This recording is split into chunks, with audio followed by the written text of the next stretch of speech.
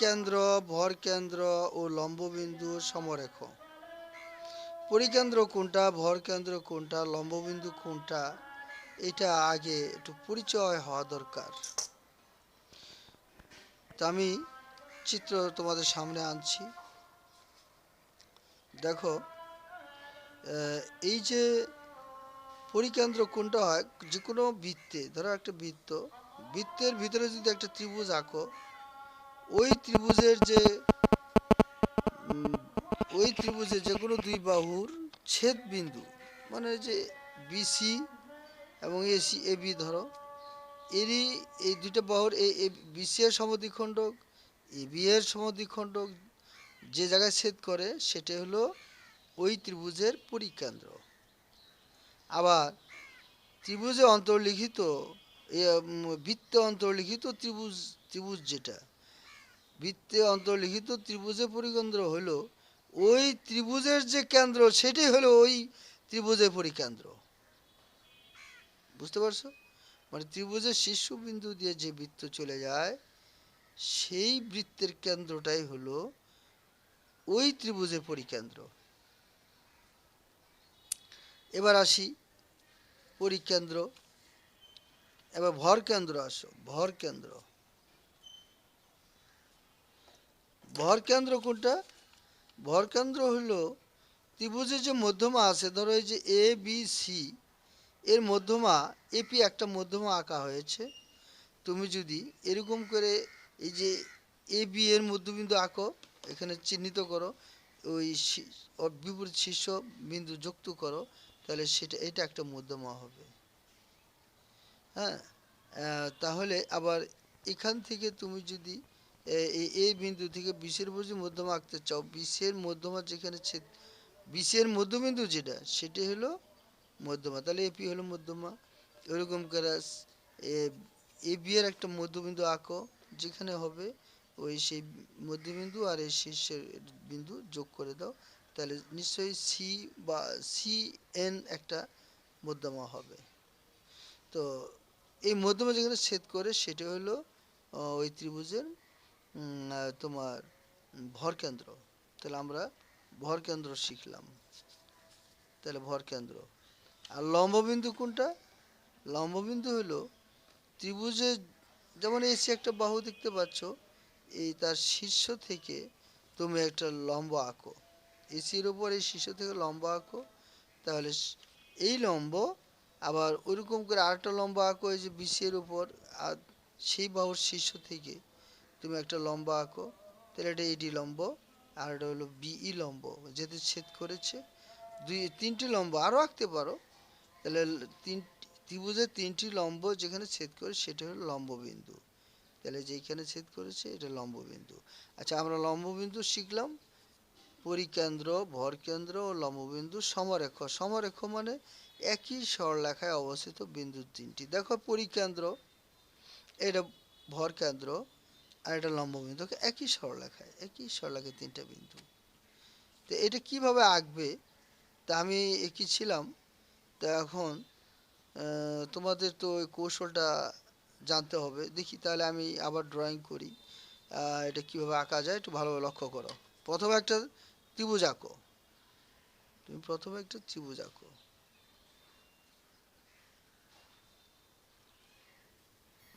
প্রথমে তুমি একটা বৃত্ত আঁকো।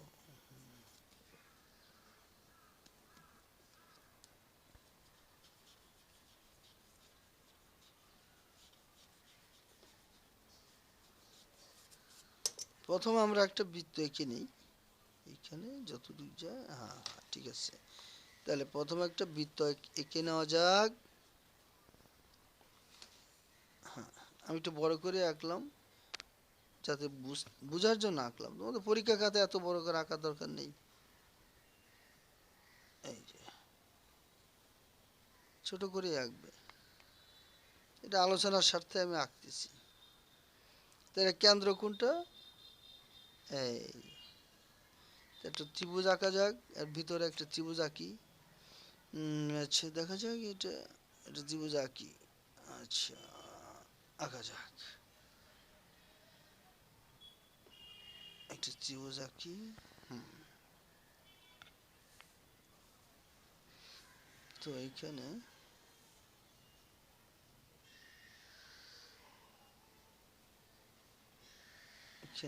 এটা আঁকা যাক।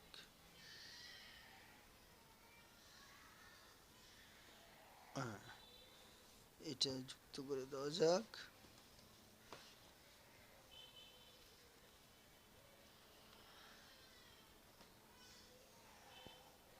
ত্রিভুজটা এঁকে নাও।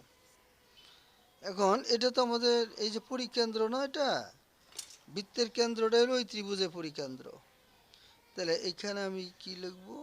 এস লিখি, পরিকেন্দ্রের নাম দিলাম এস।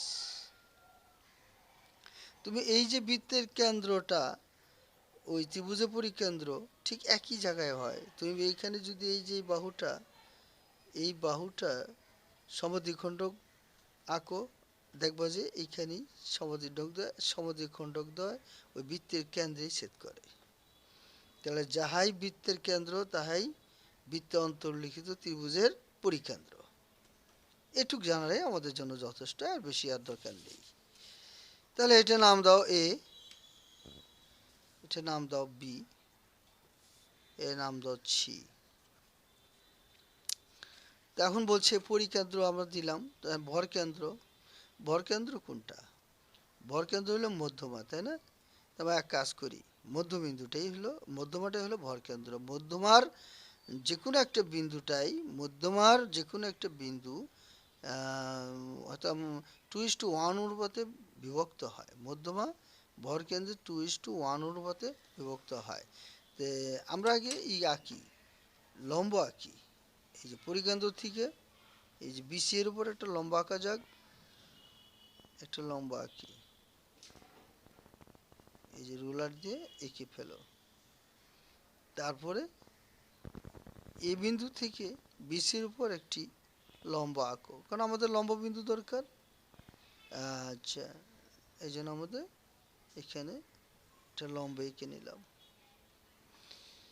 আচ্ছা, তাহলে এটা 90 ডিগ্রি, এটা 90 ডিগ্রি, এটা লম্ব, এটাও লম্ব।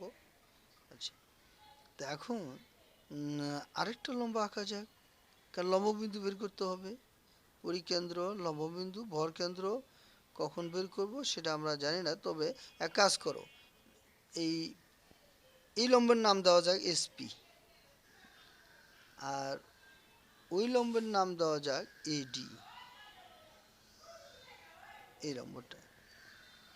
তাহলে এই যে এপি যোগ করো, কারণ হলে কি দেখো, এই যে বিপি আর সিপি এরা সমান হবে, কারণ পরিকেন্দ্র থেকে বৃত্তের কেন্দ্র থেকে যে কোনো জায়ের উপর অঙ্কিত লম্ব ওই জায়গাকে সমদ্বিখণ্ডিত করে। সেজন্যই পি হলো বিসি এর মধ্যবিন্দু, আর এই মধ্যবিন্দুটাই শীর্ষ ওই যে এ থেকে এখানে একটা সংযোগ রেখা আঁকো। এই যে এই দেখো, শীর্ষের হ্যাঁ সংযোগ রেখাটাই হলো তোমার এটা মধ্যমা হয়ে গেল। কারণ এই এই এই যে এপি রেখা, এপি মধ্যমাটা এই যে বিসি বাহুকে সমদ্বিখণ্ডিত করেছে, কোথায়? পি বিন্দুতে করেছে। আচ্ছা, এটা আমরা মধ্যমা পেয়ে গেছি। এখন আমাদের একটা লম্ব আঁকতে হবে, এসি এর উপর একটা লম্ব আঁকা যাক। এখানে এডি তো লম্ব এঁকেছি, আরেকটা লম্ব আঁকলে তা আমরা লম্ব বিন্দু পাবো, কারণ লম্ব যেখানে ছেদ করে, দুটা লম্ব যেখানে ছেদ করে সেটাই লম্ব বিন্দু, তিনটা যেটা ছেদ করবে সেটাই লম্ব বিন্দু, দুইটা যেখানে ছেদ করে সেখানে তৃতীয়টা ওই জায়গায় ছেদ করবে। কাজে একটা আঁকছি আরেকটা আঁকি, তাহলেই হয়ে যাবে। দেখো ওই যে এই এসি এর উপর বি থেকে এসি এর উপর একটা লম্ব আঁকো তো দেখি। এই যে লম্বটা আঁকো তো দেখি, এই যে যেতে যেতে বি পর্যন্ত, এই যে বি শীর্ষ থেকে কিভাবে ধরবে? ওই যে বড় দাগটা ওই ওর উপর ধরো দেখি। এখন এখানে বসলো পেন্সিল, হ্যাঁ পেন্সিল বসেছে। তাহলে এইভাবে দাগ দাও, খুব ভালো করে দেখবে কিভাবে আঁকলাম। এটা তোমার লম্ব হয়ে গেল। এই দেখো, এটা এই লম্বটার নাম দেওয়া যাক বিই। তাহলে বিই আর এডি লম্ব ছেদ করেছে, এখানে করেছে না, এটাই লম্ব বিন্দু। এখন আমাদের কথা হলো যে উম, তোমার জি বিন্দুটা কোথায় হবে, তাই না? এখন এই যে লম্ব বিন্দুর নাম দেওয়া যাক ও, ও দেওয়া যাক। তো যেহেতু একই সরলরেখায় হবে, তাহলে আমরা একটা এস এবং ও যোগ করি, এস এবং ও যোগ করে দিই।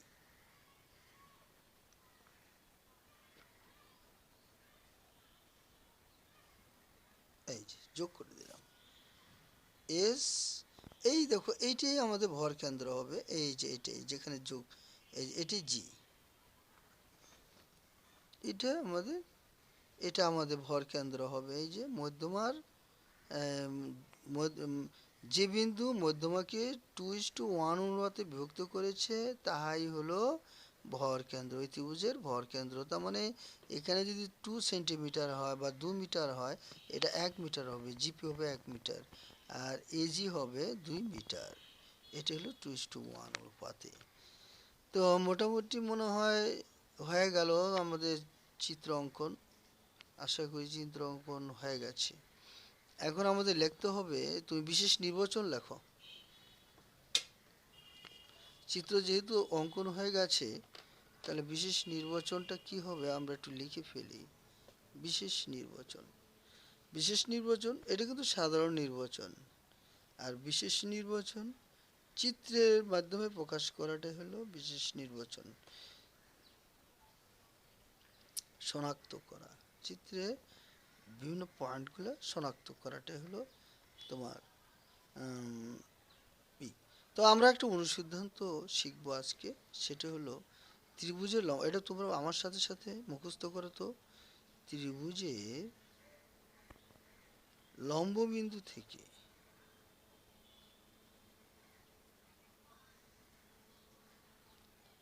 ত্রিভুজের লম্ব বিন্দু থেকে কোন শীর্ষের,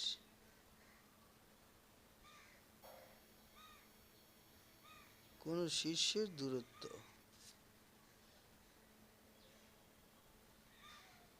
কোন শীর্ষের দূরত্ব পরিকেন্দ্র, এটা তোমাকে মুখস্থ করতে হবে।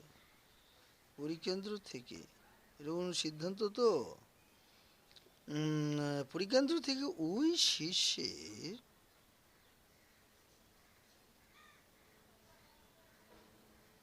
ওই শীর্ষের বিপরীত বাহু, বিপরীত বাহুর উপর,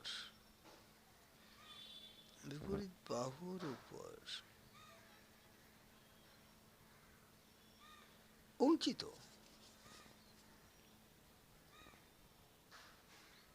অঙ্কিত লম্বের, অঙ্কিত লম্বের দ্বিগুণ।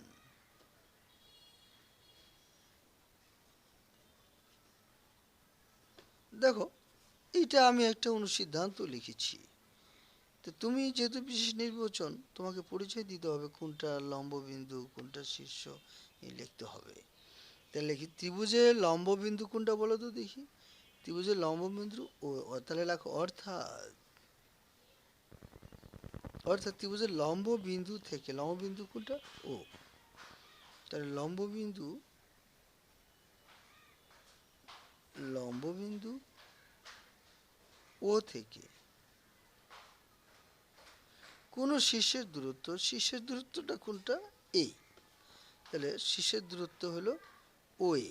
এই যে এখান থেকে ওই এই এ পর্যন্ত দূরত্ব ও এ, তাহলে ও এ, এই যে কোন শীর্ষের দূরত্ব ও এ, ও এ পরিকেন্দ্র থেকে, পরিকেন্দ্র কোনটা এস, ও এ পরিকেন্দ্র এস থেকে, পরিকেন্দ্র, পরিকেন্দ্র এস থেকে, এই যে দেখো এ খুব সুন্দরভাবে লেখা যায়, পরিকেন্দ্র এস থেকে ওই শীর্ষের বিপরীত বাহু, ওই শীর্ষ কিন্তু এ, এর বিপরীত বাহু, এ কোন এ এর, হ্যাঁ কোন এ, আজ কোজ না কোন এ লিখবো না, লিখবো এ শীর্ষে লেখো, হ্যাঁ এ শীর্ষের ওই যে এ শীর্ষের এ শীর্ষের বিপরীত বাহু, এ শীর্ষের বিপরীত বাহুটা তুমি চিহ্নিত করো। বিপরীত বাহু, বিপরীত বাহু কোনটা? কো এই যে এর শীর্ষে বিপরীত বাহু বিসি, তাহলে বিপরীত বাহু বিসি, এই দেখো বিসি, বিপরীত বাহু বিসি এর উপর অঙ্কিত, বিসি এর উপর অঙ্কিত লম্বের দ্বিগুণ, বিসি এর উপর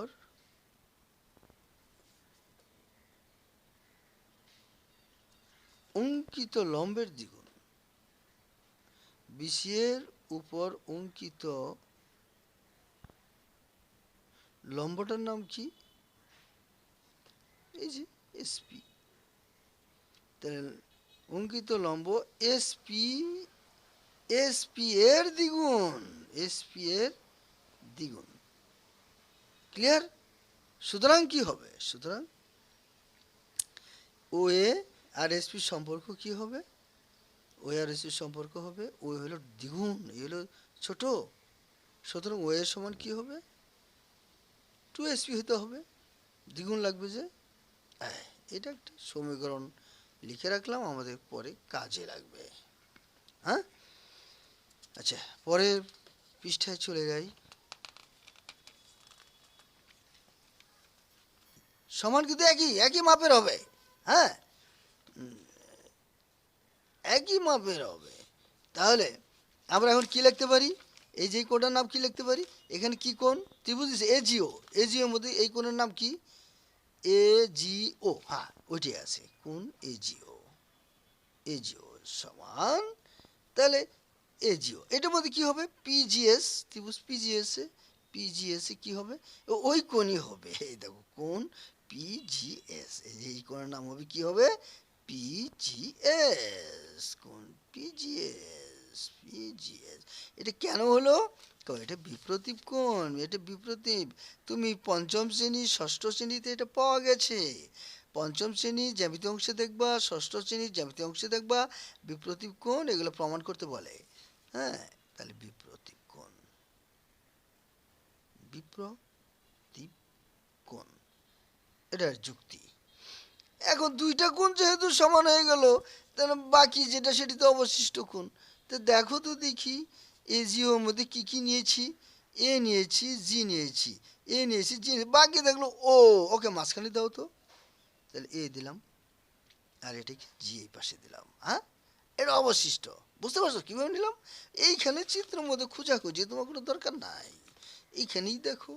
এই যে ত্রিভুজ এ জিও, এখানে আমরা নিয়েছি এ, এই যে এ নিয়েছি, জি নিয়েছি, তার থাকলো কি? এ নিয়েছি, জি নিয়েছি, তো থাকলো ও, ওকে মাঝখানে দিলাম, আর ওদেরকে দুই পাশে দিয়ে দিলাম। জান ইনারে দেখি তো পিজিএস এর মধ্যে কী কী নিয়েছি? এই দেখো পি নিয়েছি, জি নিয়েছি, পি নিয়েছি, জি নিয়েছি, পি জি, পি জি নিয়েছি, কিন্তু এস তো নেওয়া হয় নাই। তাহলে ওনাকে মাঝখানে দিয়ে দাও, আর এনাদেরকে কি করবো? এই পাশে পি দাও, আর এটা কী থাকলো? জি, জি এই পাশে থাকলো। এই যে তাহলে এও জি সমান পিএসজি। চিত্রে দেখতে চাও? এই দেখো, এই যে তুমি এটা নাওনি তো, এও জি তো নাওনি। এই যে এ ও জি, এই যে এটা, এটা সমান কত হবে? পিএসজি, এই যে পিএসজি, এই যে এটা এক সমান হবে, চাঁদাদের মাপে দেখো এক সমান হবে। হুম, কিন্তু এত খোঁজাখুঁজি কি দরকার আছে? যে আমি দেখিয়ে দিলাম যে এইভাবে বের করা যায়। তো এটা কি থাকলো? এটা অবশিষ্ট কোণ, এটার নাম কি? অবশিষ্ট কোণ সবসময় সমান হয়। দুইটা কোণ যদি সমান দেখাইতে পারো, ওটা আর প্রমাণ করার দরকার পড়ে না, খালি লাগবে যে অবশিষ্ট কোণ এরা সমান হয়। তিনটা কোণই যখন সদৃশ, তাহলে সুতরাং এই ত্রিভুজ এই ত্রিভুজ সদৃশ কোণই। সুতরাং ত্রিভুজ, ত্রিভুজ এ জি ও এবং ত্রিভুজ ত্রিভুজ পিজি এস সদৃশ, সদৃশ, সদৃশ, সদৃশ। তাহলে কি হবে? সদৃশ, সদৃশ কোণী, তাহলে অনুরূপ বাহুগুলো আচ্ছা তাহলে তাহলে এখন এক কাজ করো, তাহলে মনে আছে পিথাগোরাসের উপপাদ্য, টলেমির উপপাদ্য আমি কি লিখে দিয়েছিলাম যে অনুরূপ বাহুগুলো সমানুপাতিক হবে। ত্রিভুজ দুটো যদি সদৃশ হয়, সদৃশকোণী হয়, অনুরূপ বাহুগুলো সমানুপাতিক হবে। তো অনুরূপ বাহু কীভাবে পাবা? আমাদের এই যে এই পাশেটাও নেওয়া চলে, এই পাশেটাও নেওয়া চলে। আমরা আবার কোণগুলোও নিলেও বাহু হয়। এ আর জি, এই যে এ জি, এই যে এ জি, এই যে এ জি, বাহু হয়ে গেল না? আচ্ছা, তাহলে আমি এই যে এ জি নিয়েছি একটা বাহু, কারণ আমার জি বিন্দু দরকার। জি বিন্দু প্রমাণ করতে হবে। জি বিন্দুটাই ভর কেন্দ্র প্রমাণ করতে হবে। জি বিন্দুটাই ভর কেন্দ্র। এখানে প্রমাণ লিখি নাই। হ্যাঁ, এখানে লেখো তো প্রমাণ করতে হবে। এই কথাটা লিখে নিবা, প্রমাণ করতে হবে। প্রমাণ করতে হবে। প্রমাণ করতে হবে কি? জি বিন্দু ত্রিভুজটার ভর কেন্দ্র। জি বিন্দুই, জি বিন্দু ত্রিভুজটির ভর কেন্দ্র। ত্রিভুজটির ভর কেন্দ্র, ভর কেন্দ্র আরো লিখতে হবে। ত্রিভুজটির ভর কেন্দ্র অর্থাৎ অর্থাৎ অর্থাৎ কি হবে? ত্রিভুজটির পরিকেন্দ্র, ভরকেন্দ্র ও লম্ববিন্দু সমরেখ। অর্থাৎ ত্রিভুজটির, ওইটা লিখে নিবা, যেটা লিখে নিবা, ত্রিভুজটির পরিকেন্দ্র, ভরকেন্দ্র ও লম্ববিন্দু সমরেখ। তার মানে এস জি ও সমরেখ। তার মানে অর্থাৎ এস জি ও সমরেখ। এটা বাদ দেখেই চলে গেছিলাম, তাই না?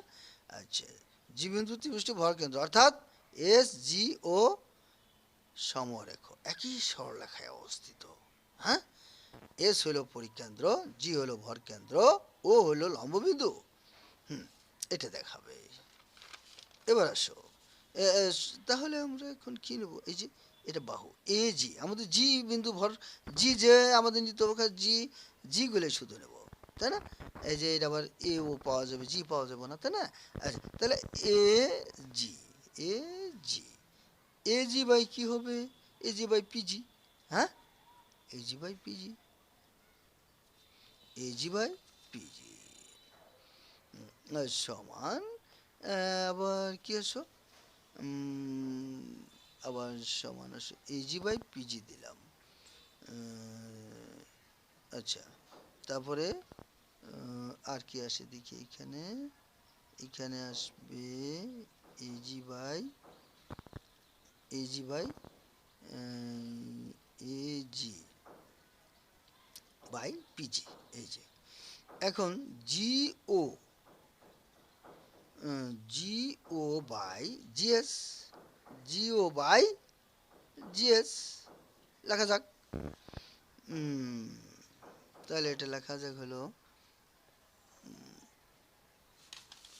দেখো আর কি দরকার, দেখো ও এ আর এসপি সম্পর্ক দরকার। দেখেছো, এই যে আমি উঠাইলাম, দেখো ও এ আর এসপি। তাহলে এখানে ও এ, ও এ আর এসপি কোথায় পাবো সেটা আমাদের কথা। এই যে ওই যে ও এ আর হলো এস পি, এই যে এস পি। কেন নিচ্ছি? আমরা অন্যগুলো সব নেওয়ার দরকার নাই, কারণ আমাদের দরকার হলো ওই যে ও এ আর এস পি, এই সম্পর্ক দরকার। আরেকটা সম্পর্ক দরকার ছিল, ওই জি বিন্দু দরকার যে, সেই জন্য। হ্যাঁ, তো জি আমরা কি নিলাম? এ জি বাই পিজি। হ্যাঁ, আচ্ছা, তারপরে তুমি বলতে পারো তাহলে জিও নেন। না, আমার এই যে দরকার, আমার ও এ, যে ও এর সাথে সম্পর্ক, এই যেখানে ও এ, ও থাকতে হবে, এই যে থাকতে হবে। হ্যাঁ, তাহলে এখন আমরা লিখতে পারি এজি বাই পিজি লিখেছি, তাই না? AG by PG. এখন আমাদের আবার ও এ, এখন দেখো ওই যে এ, আবার এই যে ও, এই যে ওইটা আর এইটা, তাহলে কি লিখবো? ও এ বাই, আবার ওই যে এসপি, কিন্তু আমার এটা দরকার নাই, এসপি দরকার, এসপি। তাহলে বাহু হয়ে যায় তখন। হ্যাঁ, কারণ আমি নিলাম আমার যেটা দরকার যে, সেই জন্য আমি নিলাম। অন্যগুলো নিয়ে লাভ কি? আমার তো ওইটা জিএস, জিও বাই জিএস, এটা আমার দরকার নাই। আচ্ছা, তাহলে এখন তুমি লিখতে পারো, বা তুমি এজি বাই জিপি, তাই না? এজি বাই জিপি কেন হলো? এই দেখো এজি আর জিপি, এটি তো দরকার। এটা হচ্ছে তুমি বলছিলাম মনে আছে, এটা যদি হয় 2 কিলোমিটার, এটা হবে 1 কিলোমিটার। হ্যাঁ, এখন আমার এজি আর জিপি। আচ্ছা, আর তাহলে এই যে জিপি বা পিজি, আর ওএসপি, ও ও এ আর হলো এসপি, এটা দরকার সমান্তরাল, কারণ আমার এটার জন্য দরকার। বারবার দেখাচ্ছি এই কারণে কৌশলগুলো মনে রাখবা। আচ্ছা, তাহলে এখন বা এজি বাই পিজি সমান ওয়ে সমান কত দেখি তো। দেখো তো ওয়ে সমান কত, 2 এসপি না? ওয়ে সমান কত, 2 এসপি। তাহলে আমি ওয়ের জায়গায় 2 এসপি বসিয়ে দিলাম, 2 এসপি, আর নিচে এসপি আছে। এই বা বা দেখো এজি এজি বাই পিজি সমান, এই যে দেখো এসপি এসপি কাটা গেল, তাহলে 2 থাকলো না? 2 থাকলো না? এটা 2 থাকলো, 2, আর নিচে কি থাকলো, 1 থাকলো না? 1। তাহলে বা তুমি কি লিখতে পারো, এজি অনুপাত পিজি সমান 2:1, 2:1, অর্থাৎ জি বিন্দু এপি মধ্যমকে, তাহলে আমাদের এটা কি করলো, এই দেখো এই যে এজি অনুপাত পিজি, এই যে এ এজি, এই যে এজি অনুপাত পিজি, এটা হলো 2, এটা হলো 1, এটা হলো 2, এটা হলো 1, তাই না? এই যে এজি হলো 2 আর পিজি হলো 1, এই যে পিজি 1 আর হলো 2। তাহলে এই জি বিন্দুটা কি করলো, মধ্যমাকে 2:1 অনুপাতে বিভক্ত করেছে। সুতরাং জি বিন্দুটি সুতরাং জি বিন্দুটি কি করলো, কাকে, জি বিন্দুটি এই যে এপি মধ্যমাকে, এপি মধ্যমাকে, জি বিন্দু এপি মধ্যমাকে 2:1 অনুপাতে বিভক্ত করেছে, 2:1 অনুপাতে বিভক্ত করেছে। আমরা প্রায় শেষের দিকে চলে আসছি। অনুপাতে বিভক্ত করেছে। হ্যাঁ, তাহলে যেহেতু অনুপাত বিভক্ত করেছি, তাহলে তো ওই তো ভর কেন্দ্র। তাহলে কি হলো, ইনি হলো এই ত্রিভুজটার, এই যে ভিতরে যে ত্রিভুজটা আছে তার ভর কেন্দ্র। সুতরাং জি বিন্দু ত্রিভুজটার নাম কি, এ বি সি। জি বিন্দু ত্রিভুজ এ বি সি এর ভর কেন্দ্র। লাস্টে কি লিখবে, সুতরাং কি লিখবে, ওই যে পরিকেন্দ্র, ভর কেন্দ্র, লম্ববিন্দু, সমরেখ, অর্থাৎ এসপি, এই যে এস জি ও, পরিকেন্দ্র, ভর কেন্দ্র, লম্ববিন্দু, এস জি ও সমরেখ, মানে একই সরলরেখায় অবস্থিত, একই সরলরেখায় অবস্থিত। আচ্ছা, এই কথাটাই আর কি, মানে একই সরল রেখায় অবস্থিত, অর্থাৎ সমরেখ।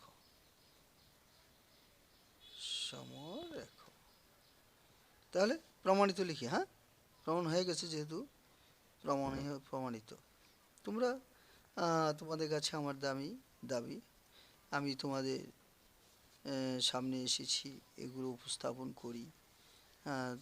আমি রিয়াজ স্যার তোমাদের কাছে আহ্বান জানাই, তোমরা আমার জন্য সাবস্ক্রাইব করবে, শেয়ার করবে, এটা তোমাদের প্রতি আমার আহ্বান থাকলো। এটা কখনো ভুলে যেও না, এই সামান্য একটু কাজ আমাকে অনেক এগিয়ে নিয়ে যাবে।